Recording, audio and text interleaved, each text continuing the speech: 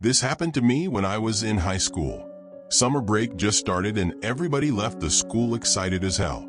I pretty much had an idea about how I was going to spend it in my quiet little town. I lived on a mountainous area and rode my bike around town exploring new locations every time. I am not going to lie, I had a lot of fun in my teenage years on that bike, but this is the only terrible memory I had with it. That day when summer break started, I walked home with other kids from the town, took a shower, had some sandwiches, and started going uphill with my bike. To paint an exact picture of my neighborhood, directly in front of my driveway, there's a road with a steep incline. Riding on it a few minutes will take me into another neighborhood where the road kind of leveled out onto a plain area with pine forests and some residences among them. Between this and my neighborhood, on this stretch of road lies a small location with no houses at all and just more trees on both sides. I pushed my bike up there and made it to the neighborhood and started riding back and forth for some time. The road was freshly paved and the gravel made it almost impossible and slippery for me to control my bike. Still, I was just enjoying the moment when I noticed that it got really dark. The area where I was at, the wooded section just outside this neighborhood, to be exact, has a dark history. Directly on the side of the road stood a small plot of land amongst the trees where the remains of a small cabin is visible.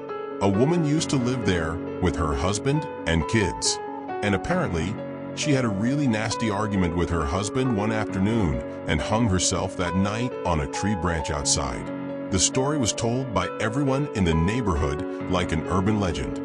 I wasn't scared or anything. Anyway, I was riding slowly downhill even though I couldn't see clearly, and I cursed myself for not carrying a flashlight. In the next few seconds, two things happened simultaneously. My bike ran over a piece of rock or twigs that was big enough for me to lose control, which sent me flying from my bike, and I crashed onto the asphalt with my bike making metallic scraping noises. But even before this, I started noticing it, footsteps in the dry leaves a few feet away from me. It stopped when it heard the loud noises I made as I fell down. Who could be out there at that time of the day? I mean, I knew the place like the back of my hand, and there was nothing there except trees for a few yards, and beyond that lies a small ravine. The only house close by was to my left across the road with a long driveway. I could feel the blood and small gashes on my hands and feet, but I was focused on the thing in the woods. For a few seconds, it didn't move, like this thing was listening for any movement I was about to make. That was very scary, but what happened next is even scarier. Hello? Who's there? It was quiet. I pulled out my phone and turned on the flashlight. Bad idea because it was attracted towards the light. I heard footsteps now full on running towards me. I actually pissed my pants, and within seconds I hopped on the bike and rode like a bat out of hell because no way in hell I was going to make it on foot with my injuries. I didn't stop until I reached home. I was taken to a hospital shortly after and made a full recovery within days.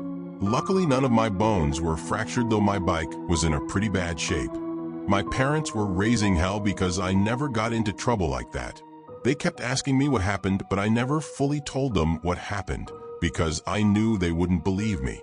I don't know if it was a crazy person or an animal that I encountered that day, but the way it waited in the tree lines intently to get a reaction out of me was absolutely terrifying.